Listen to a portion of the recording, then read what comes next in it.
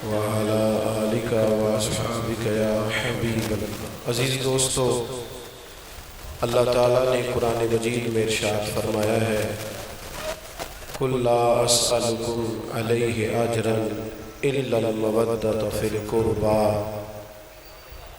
فرمایا ہے محبوب علیہ السلام آپ اپنے غلاموں سے فرما دیں کہ میں تبلیغ دین پر تم سے کوئی اجر نہیں مانگتا، بس میرے قریبیوں سے محبت کرتے رہیں۔ نبی کریم صلی اللہ تعالیٰ علیہ وسلم کے جو قریبی ہیں، حضور کی جو اولاد پاک ہے، نسل نور ہے،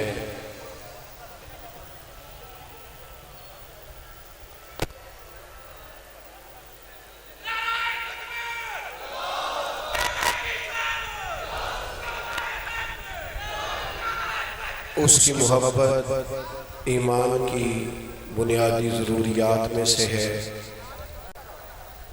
نبی پاک صلی اللہ تعالیٰ علیہ وسلم نے خود ارشاد فرمایا ہے، حضور فرماتے ہیں اللہ سے محبت کرو کیونکہ وہ تمہیں رزق عطا کرتا ہے، اور مجھ سے محبت کرو کیونکہ میں اللہ کا رسول ہوں، اور میری اہل بیت سے محبت کرو کیونکہ وہ میری اولاد ہے۔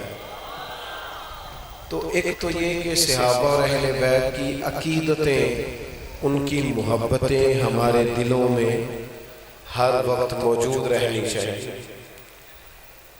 نبی کریم صلی اللہ تعالیٰ علیہ وسلم اخلاق عالیہ کی تکمیل کے لیے دنیا میں تشریف لائے۔ حضور نے تزکیہ نفس اور تصفیہ باطن کا جو اہم فریضہ سر انجام دیا، اور جو اعلیٰ اخلاق اور اعلیٰ کردار والے لوگ نبی پاک علیہ السلام نے تیار کیے، ان کے جو سب سے پہلے کردار ہیں، جو امت کے لیے نمونہ ہے، وہ صحابہ اور اہل بیت ہیں۔ ہوتا یہ ہے کہ جب ہم ان ہستیوں کے بارے میں بحث شروع کر دیتے ہیں جن سے ہم نے فیض لینا ہوتا ہے، تو پھر وہ ہم صحیح طور پر تربیت نہیں لے پاتے۔ لوگ اپنی تقریریں چمکانے کے لیے اور اپنی خطابت کو رنگ دینے کے لیے صحابہ اور اہل بیت کے بارے میں کچھ ایسی باتیں کرتے ہیں جو درست نہیں ہے۔ یہ لوگ تو بڑے کریم لوگ تھے۔ اللہ کا قرآن کہتا ہے اشداء علی الکفار رحماء بینہم، یہ کافروں پر سخت تھے، آپس میں تو بڑے رحم دل لوگ تھے۔ تو صحابہ اور اہل بیت کی عقیدتیں، ان کی محبتیں ہمیشہ دلوں میں موجود ہونی چاہیے۔ پھر یہ کہ نبی کریم علیہ السلام نے ارشاد فرمایا کہ میں دو چیزیں تمہیں دے کے جا رہا ہوں، اگر تم انہیں تھام کے رہو گے تو گمراہی تمہارے پاس نہیں آئے گی۔ ایک اللہ کا قرآن دے کے جا رہا ہوں اور ایک اپنا خاندان دے کے جا رہا ہوں۔ دنیا کے اندر سب سے زیادہ کامیاب اور مضبوط وہ شخص ہوتا ہے جو اپنا گھر مضبوط کرنے میں کامیاب ہوتا ہے۔ بچوں کو بہت زیادہ مال دینا، اس کی اگر آواز ٹھیک ہو سکتی ہے تو ذرا کر دیں، اللہ آپ کو جزائے خیر دے۔ ایکو کم کر کے آواز کھول دیں، میری طرف دیکھیں جی، وہ میری بھی مانیں گے کہ آپ بات سنیں۔ اللہ آپ کو سلامت رکھے اور محفل میں رہے۔ اور میں نے عرض کیا یہ سیاسی جلسہ نہیں کہ آپ جیسے مرضی بیٹھ جائیں، یہ ادب والی محفل ہے، اس کا احترام سب سے زیادہ ضروری ہے۔ بھائیوں، بہت زیادہ دولت اپنے بچوں کو جو لوگ دیتے ہیں اور انہیں آداب زندگی نہیں سکھاتے، اخلاقیات نہیں سکھاتے، وہ لوگ کمزور رہ جاتے ہیں۔ اس لیے کہ بہت زیادہ پیسے آپ نے بچوں کو دیے ہیں، لیکن بچے اگر بالکل بھی قابل نہیں ہیں، ان کی کوئی تربیت نہیں ہے، تو وہ پیسہ تو بڑی جلدی ختم ہو جائے گا، تو وہ تو آنے والے وقت میں بڑی جلدی ناکام ہو جائیں گے۔ اس لیے نبی پاک علیہ السلام نے فرمایا کسی باپ کا اپنی اولاد کے لیے سب سے بہترین تحفہ یہ ہے کہ اسے اچھا ادب سکھائے، وہ اسے اخلاقیات سے، آداب سے، صبر سے، تحمل سے، بردباری سے، حوصلے سے اور معاملہ فہمی سے آگاہ کرے۔ یہ بنیادی ضرورت ہے۔ ہم آج امام حسین رضی اللہ تعالیٰ عنہ کی مقدس یاد میں بیٹھے ہیں۔ نبی کریم علیہ السلام کے خاندان پاک کا ہم تذکرہ کرنے جا رہے ہیں، تو ہمیں سیکھنا چاہیے نا نبی پاک کے خاندان۔ حضور نے اپنا خاندان کس طرح کا سجا سوار کے ہمیں دیا ہے۔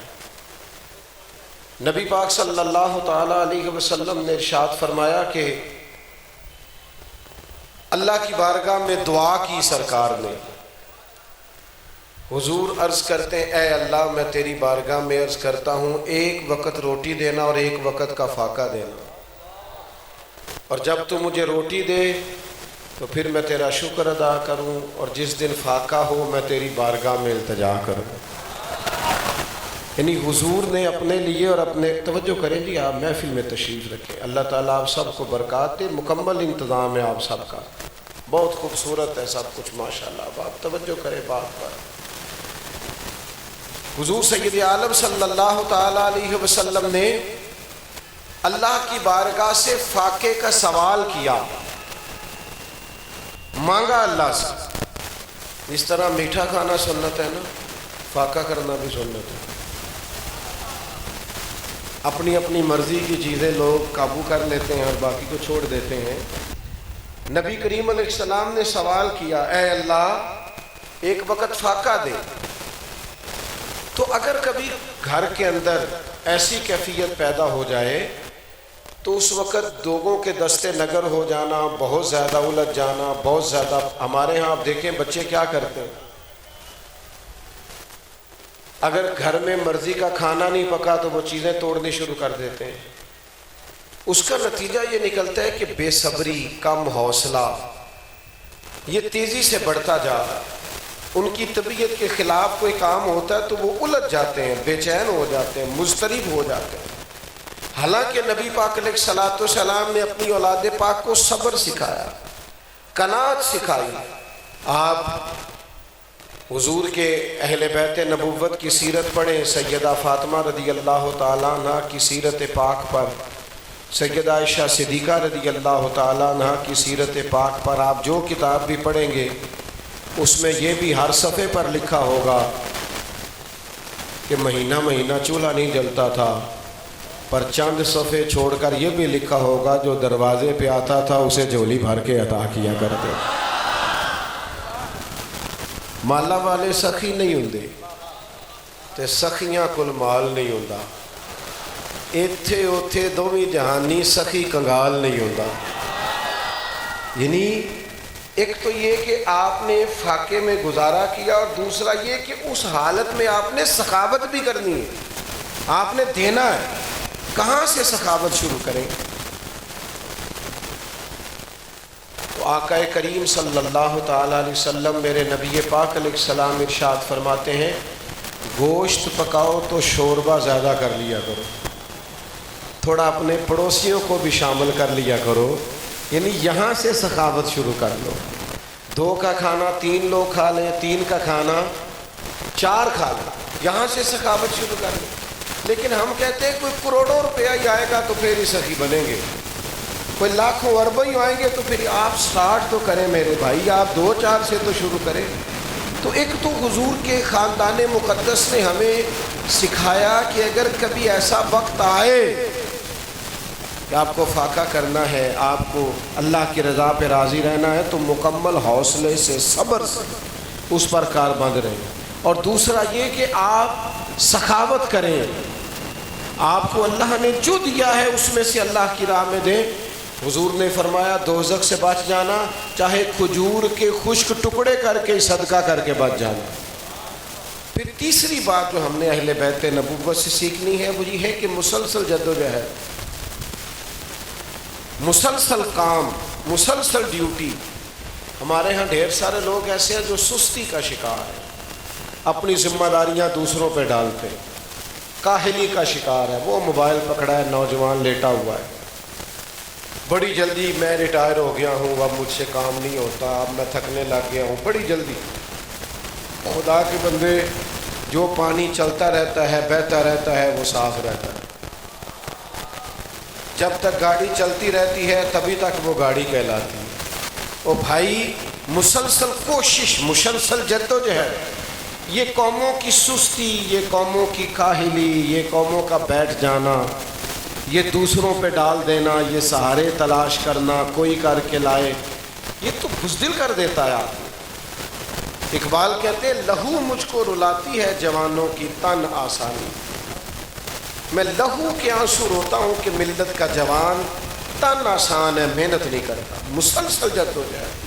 یہ کبھی کبھی نوجوان اپنے دکھ بتاتے ہیں نا، تو کوئی بزرگ آدمی بات کرے تو میں مشورہ دیتا ہوں، جوانوں پر تو غصہ آتا ہے، یار تو جوان آدمی ہے، تو دکھ سنا رہا ہے، تجھے تو چاہیے تو کئی خاندانوں کو لے کے چلے، تو اپنا خاندان بھی نہیں چلا پا رہا، اٹھ باندھ کمر کیوں ڈرتا ہے، پھر دیکھ خدا کیا کرتا ہے۔ تو ہمت کر، تیرے اندر جدوجہد ہو، تیرے پہ تو غصہ آ رہا ہے۔ ایک پیشہ برا ہے دنیا میں، ایک پیشہ وہ ہے کسی کے سامنے ہاتھ پھیلانا، باقی جو ریڑھی لگا کے محنت کر کے روزی کما کے کھاتا ہے اللہ کا دوست ہے۔ ایک چیز بری ہے کہ آپ ہاتھ پھیلائیں، مسلسل جدوجہد۔ نبی پاک کا خاندان دیکھیں، سیدہ خدیجہ کی جدوجہد، حضور کی چاروں شہزادیوں کی جدوجہد، حضرت عائشہ صدیقہ کی محنتیں، سیدہ فاطمہ اپنے ہاتھوں سے چکی پیستی، آٹا گوندتی، روٹیاں پکاتی، چھالے پڑ جاتے، گھر میں لیپا پوتی کرتی۔ حضرت مولا علی شیر خدا نے ساری حیات مبارکہ جنگوں میں گزار دی، امام حسن میدانوں میں رہے، شہید ہوئے، امام حسین رضی اللہ تعالیٰ عنہ نے کربلا میں سارا خاندان قربان کرا دیا۔ مسلسل جدوجہد، مسلسل کوشش، مسلسل آگے بڑھنا۔ ہم تو آرام کر رہے ہیں، کسی کا سر درد ہے تو وہ بھی آرام میں، کوئی چھٹیاں گزار رہا ہے، کوئی ریٹائرمنٹ۔ او خدا کے بندے، کام کون کرے، آگے کون بڑھے؟ مسلسل ڈیوٹی، مسلسل جدوجہد، مسلسل کوشش، یہ نبی پاک کے خاندان کا طریقہ ہے۔ آپ کو ٹھہرنا نہیں، آپ کو چلنا ہے، آپ کو آگے۔ ہمارے اصحاب قبلہ عالم فرمایا کرتے تھے زمین کے اوپر کام، نیچے جا کے آرام۔ سوئیں گے نا قبر میں، قیامت تک سوئیں گے۔ اب اللہ نے ہوش دیا تو کام کرے، جاگنا ہے جاگ لے افلاک کے سائے تلے، پھر جو حشر تک سوتا رہے گا خاک کے سائے تلے۔ تو مسلسل کوشش کریں، مسلسل جدوجہد، یہ حضور کی اولاد نے ہمیں سکھایا۔ پھر چوتھی بات، استقامت، آپ کا ڈٹ جانا، کہیں کھڑے ہونا۔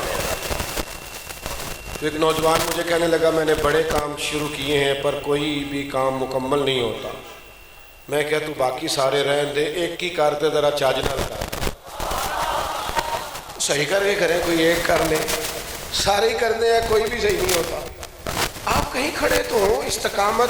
نبی پاک علیہ السلام نے فرمایا اللہ تعالیٰ کو وہ عمل زیادہ پسند ہے جو تھوڑا ہو پر روز ہو۔ ایک دن جناب میں نے تہجد بھی پڑھنی ہے، روزہ بھی رکھنا ہے، نفل بھی، اگلے دن فرض بھی نہیں پڑھنے، اس کا کیا مطلب ہوا؟ دین کی طرف آئے تو سارے ہی آ گئے، اور چھٹی کی تو معاذ اللہ فرض سے بھی گئے۔ آپ کے اندر استقامت ہو، ٹھہراؤ ہو، آپ مسلسل کوئی کام کریں، استقامت اپنی زندگی میں پیدا کریں، کوئی ایک کریں، صحیح کر کے کریں۔ خواجہ نظام الدین صاحب رحمۃ اللہ علیہ کے پاس ایک شخص نے آ کے کہا پیر صاحب جو ہے نا میرے، میں نے اب کہیں اور جانا ہے، تو آپ فرمانے لگے کوئی شرعی قباحت ہے؟ آج کل پیروں میں شرعی قباحتیں جو شریعت کے پابند ہیں ان میں ہوتی نہیں، لیکن وہ بعض مریدوں کی مرضی کے مطابق پورے نہیں نہ اترتے، پھر بھی خرابی ہو جاتی ہے، اپنی اپنی مرضی بھی ہوتی ہے نا۔ تو کہا جناب میں نے کہیں اور جانا ہے، تو خواجہ صاحب فرمانے لگے بندہ شریعت کا پابند ہے؟ کہاں؟ فرمایا تو اخلاص کے ساتھ اسی کی زیر تربیت رہے، اللہ اپنے فضل سے تجھے فیض عطا فرما دے گا۔ کہیں کھڑا تو ہو، کہیں ڈٹ تو صحیح۔ پتھر پہ پانی پڑے متصل تو بے شبہ گھس جائے پتھر کی سیل۔ جتنی چیزیں بندے کو کمزور کر سکتی ہیں وہ ساری کربلا میں موجود ہیں۔ بندہ جب وطن سے دور ہوتا ہے تو بندہ اپنے آپ کو پر اعتماد محسوس نہیں کرتا۔ شالا پردیسی کوئی بھی نہ تھی وے، ککھ جنا تو پارے۔ بیٹا بیٹھ جاؤ۔ جب بندہ پردیس میں ہوتا ہے تو اپنے آپ کو کمزور محسوس کرتا ہے، اپنے گھر میں بندہ اپنے قبیلے میں اپنے علاقے میں طاقتور ہوتا ہے. امام حسین تو کربلا میں تھے, کمزور نہیں ہوئے. مستورات کا ساتھ ہو تو بندہ کمزور ہو جاتا ہے, پر امام حسین کمزور. بچوں کو بھوک لگی ہو تو بندہ کمزور ہو جاتا ہے, پر حسین ابن علی کمزور.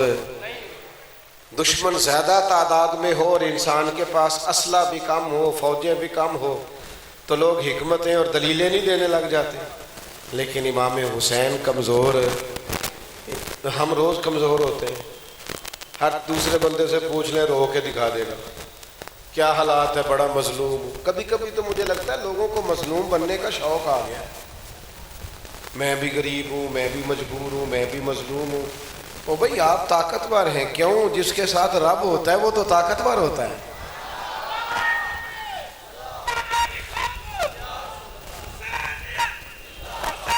ماشاء اللہ. جس کے ساتھ اللہ ہوتا ہے وہ تو طاقتور ہوتا ہے, جس کے ساتھ نبی پاک کا ساتھ ہوتا ہے وہ تو طاقتور ہوتا ہے, اور مومن ہی تو طاقتور ہوتے ہیں. میرے پاس کچھ نہیں ہو, خدا کے بندے سب سے بڑی دولت وہ ایمان کی دولت ہے. تو اگر تجھے وہ ملی ہوئی ہے تو پھر تجھے اور کیا چاہیے؟ تو اپنے آپ کو استقامت کے راستے پہ لگائیں, ڈٹنا سیکھیں. کوئی ایک کام کریں پر صحیح کر کے کریں. استقامت آپ کو مضبوط کر دے گی, طاقتور کر دے گی. آپ فیل کریں گے, محسوس کریں گے کہ میں کوئی کام کرنے کے قابل ہو گیا ہوں, زندگی کسی کام لگنے لگی ہے. اور پھر پانچویں بات, جب آپ نے حق کے راستے پہ چلنا ہو نا تو صبر کی سواری ساتھ ہونی بڑی ضروری ہوتی ہے. وَتَوَاصَوْا بِالْحَقِّ وَتَوَاصَوْا بِالصَّبْرِ. جب تم حق کی نصیحت کرو تو صبر کی تلقین بھی کرو. صبر نہیں مسلمانوں میں, ٹھہراؤ نہیں. آپ کسی کو روک کے دیکھیں کسی چیز سے, خلاف طبیعت بات کر کے دیکھیں, سمجھا کے دیکھیں. میں ایسے لوگوں کو جانتا ہوں معاذ اللہ جو اپنے ماں باپ کی بات کو بھی برداشت نہیں کرتے. تو آپ ماں باپ کی بات کو برداشت نہیں کر رہے تو پھر آپ کریں گے کیا زندگی میں؟ اگر آپ کے اندر صبر نہیں تو کچھ بھی نہیں. صبر بہت بڑی سواری ہے جو انسان کا سفر آسان کرتی ہے. قرآن مجید میں علماء نے لکھا ہے 100 کے قریب آیات ہیں جو صبر کا درس دیتی ہیں. 500 کے قریب احادیث و آثار ہیں جن میں صبر کی نصیحت کی گئی. صبر ہی نہیں قوم میں, فوراً نتیجہ چاہیے, فوراً. 6 مہینے نمازیں نہیں پڑھی, لوگ کہتے ہیں فوراً ولی اللہ بن جاؤ. ابھی جناب چند دن نہیں ہوئے میدان عمل میں نکلے تو کہتے ہیں انقلاب کیوں نہیں آ رہا. او خدا کے بندے, تو محنت کر اور پھر نتیجہ اپنے اللہ پہ چھوڑ دے. قرآن مجید کی سورہ یاسین, اللہ تعالیٰ نے ایک قوم کے اندر 2 نبی بھیجے علیہ السلام. قوم نے بات نہیں مانی, اللہ نے تیسرے نبی کو بھیجا.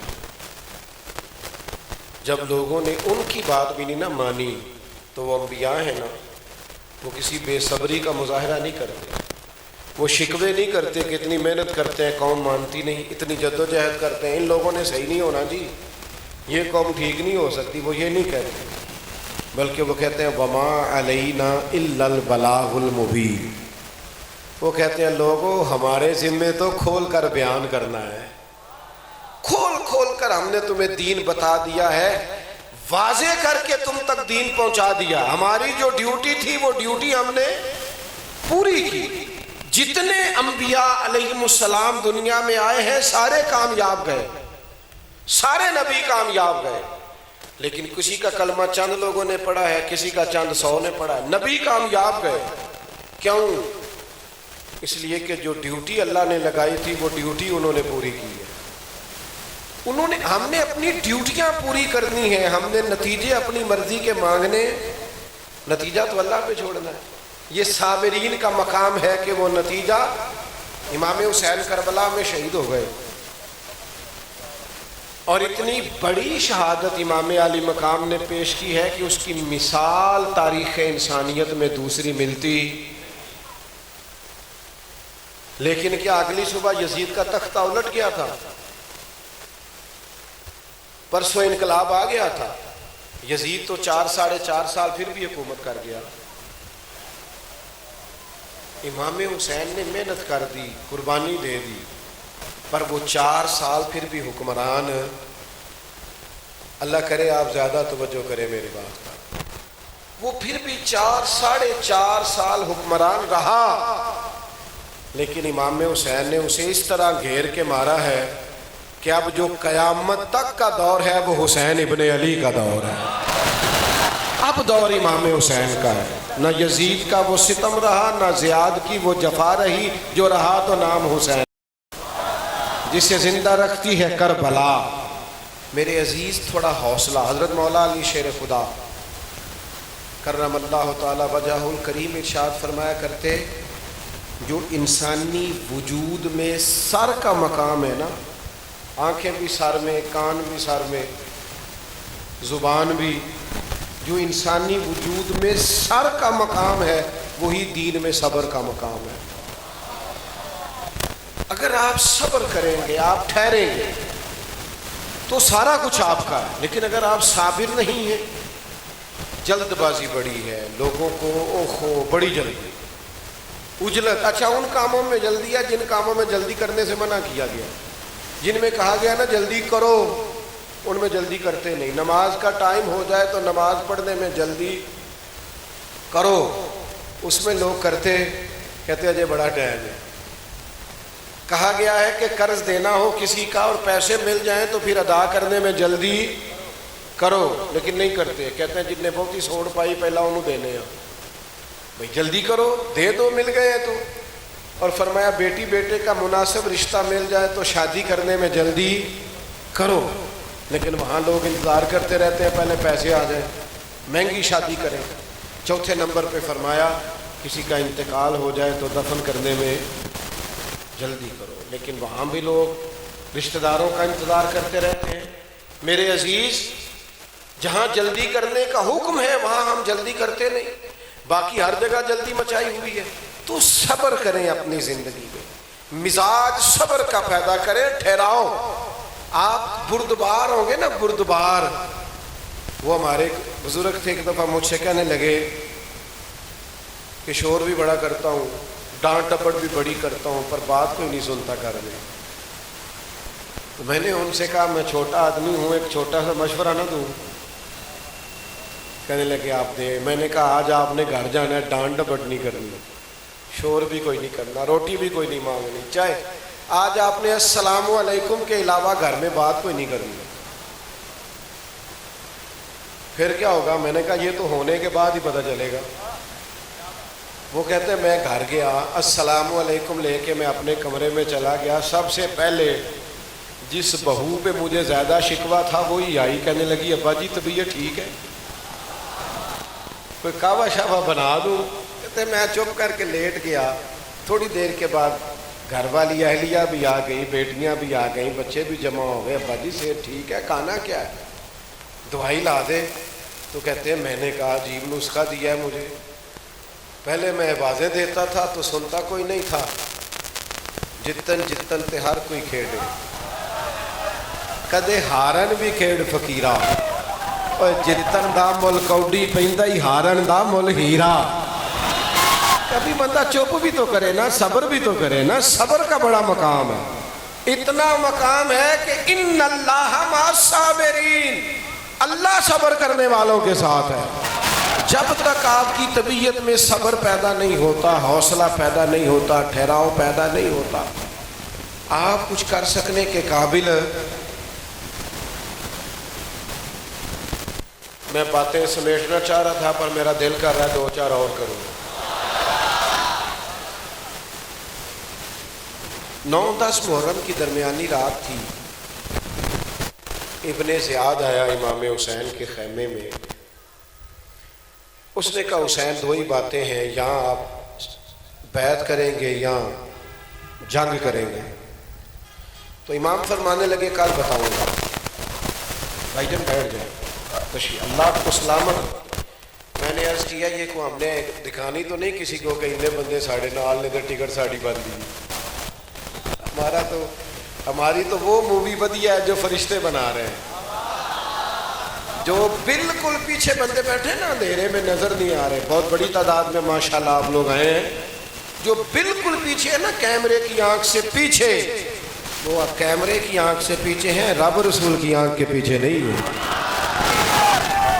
صحیح کہہ رہا ہوں آپ کو۔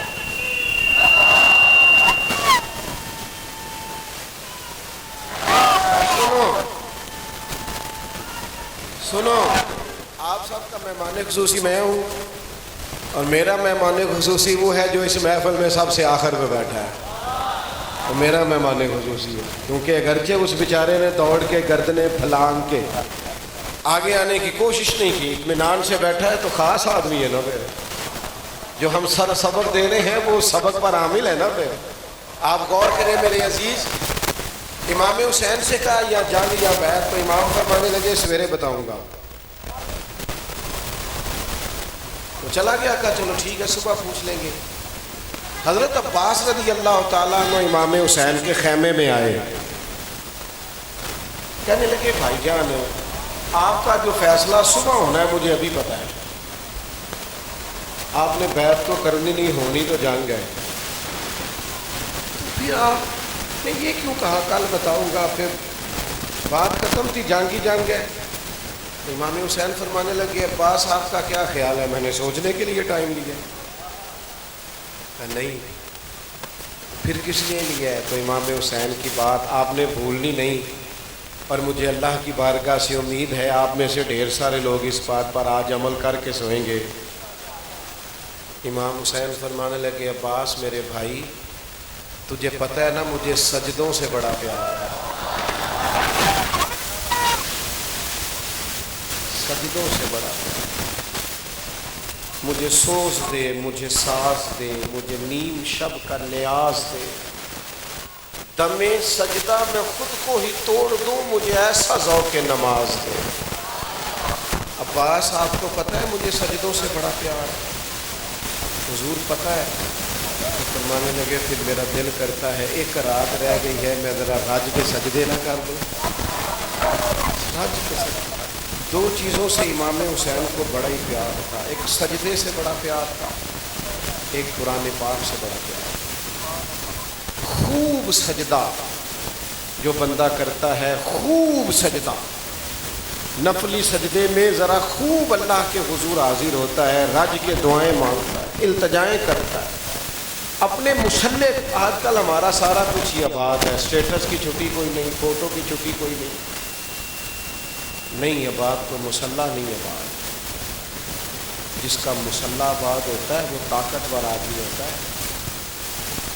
لوگ تعلق رکھتے ہیں نا، رابطے رکھتے ہیں نا، میسج بھیجتے ہیں نا میرا رابطہ ہے، کام پڑ سکتا ہے، ضرورت پڑ سکتی ہے۔ یہ جو بندے مصلوں پہ رہتے ہیں ان کا رب سے تعلق مضبوط ہوتا ہے۔ ہمارا تعلق تھوڑا کمزور ہو گیا ہے۔ جب تک ہمارا رب سے تعلق مضبوط تھا امت بھی مضبوط تھی، ہم کچھ کمزور ہو گئے۔ ہمیں امام علی مقام سے سیکھنا ہے سجدے، ہمیں سیکھنا ہے امام حسین سے قرآن پاک کی تلاوت کرنا۔ میرے دوستو، اگر اپنے بچوں کو صبر سکھانے میں کامیاب ہو گئے، تحمل سکھانے میں کامیاب ہو گئے، محنت کا جذبہ سکھانے میں کامیاب ہو گئے، استقامت سکھانے میں کامیاب ہو گئے، صحابہ اور اہل بیت کا پیار سکھانے میں کامیاب ہو گئے، تو پھر تو ہم نے کربلا سے بڑا سیکھا ہے۔ لیکن اگر صرف ہم نے کربلا کی دیگیں ہی پکانی ہیں، اور اگر محفلیں سجانی ہیں، اور کچھ لوگوں کے سیزن ہی لگنے ہیں، کسی کا محرم میں سیزن لگ گیا تو کسی کا ربیع الاول میں لگ گیا، تو پھر تو میرے بھائی یہ چیزیں کہیں اور کی اور رہ جائیں گی۔ خدا کا واسطہ اب واپس آ جاؤ، دین کو اس کی روح کے ساتھ سمجھو۔ میں کبھی کبھی بڑی تکلیف میں آ جاتا ہوں جب میں یہ والا رنگ دیکھتا ہوں، بڑے شوق ذوق سے اہتمام سے دین کی بات کرنے والا بندہ بھی بے نمازی ہے، اسے بڑے بڑے تبصرے آتے ہیں، کہتا ہے بڑے بڑے مولویوں کو جانتا ہوں، لیکن حالت یہ ہے کہ وہ فجر میں سویا رہتا ہے۔ خدا نے نعمت دے دی تجھے، تیرے گھر میں اے سی آ گیا، اور جس مالک نے تجھے دیا تھا تو سویرے اس کے لیے جاگ ہی نہیں سکا۔ اس وقت سے ڈرنا چاہیے جب بندہ گولیاں بھی کھائے تو نیند نہ آئے۔ تو آج اگر آنکھ کھلتی ہے تو کھول لو۔ ایک دوست کے گھر میں بیٹا پیدا ہوا تو کہنے لگا میں نے 4 من مٹھائی بانٹی ہے۔ میں نے بھی اسے مبارک دی، اور مبارک دینے کے لیے جب میں نے گلے لگایا تو میں نے اس کے کان میں کہا آپ نے مجھے بتایا 4 من بانٹی ہے، مجھے لگتا ہے سب کو بتایا ہوگا 4 من بانٹی ہے، نفل کتنے پڑے؟ پتر تو اللہ نے دیا ہے، یہ انعام تو مالک کا ہے۔ میں مٹھائی بھی آپ کا شکرانہ ہی سمجھوں گا، آپ نے شکر میں بانٹی ہوگی، پر جس کریم نے نعمتیں دی ہیں تو نے اس کے لیے نفل کتنے پڑے؟ لَإِن شَكَرْتُمْ لَأَزِيدَنَّكُمْ، میرا کریم فرماتا ہے تم شکر کرو گے تو میں نعمتیں بڑھا دوں گا۔ پیسے اللہ نے دیے، نعمتیں اللہ نے دی، اور ہم وہ لے کے سکون سے سو گئے۔ سب سے پہلے اس مالک کو بھولے جس نے وہ نعمتیں دی تھی۔ واپس آؤ نہ سنگیو، اس کی بارگاہ میں جھکیں۔ بندوں سے زیادہ امیدیں نہ لگانا، یہ نہ سمجھنا یہ میرے دائیں بائیں بڑا رش ہوتا ہے اور میں بڑا جانا پہچانا جاتا ہوں، یہ بڑے عارضی دور ہیں، حالات بدل جایا کرتے ہیں۔ اس کریم کے ساتھ اپنا دل لگاؤ کہ جب سارے چھوڑ جاتے ہیں تو وہ اپنے بندے پہ رحمت کرتا ہے، وہ فضل فرماتا ہے، وہ عطا ہے۔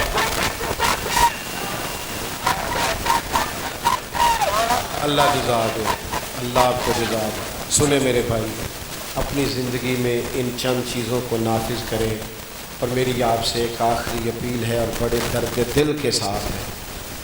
آج جس دوست نے 4 نمازیں نہیں نہ پڑھی مغرب کا، وہ امام حسین کی محفل میں آیا نا تو عشاء کے ساتھ قضا کر کے ساری پڑھی۔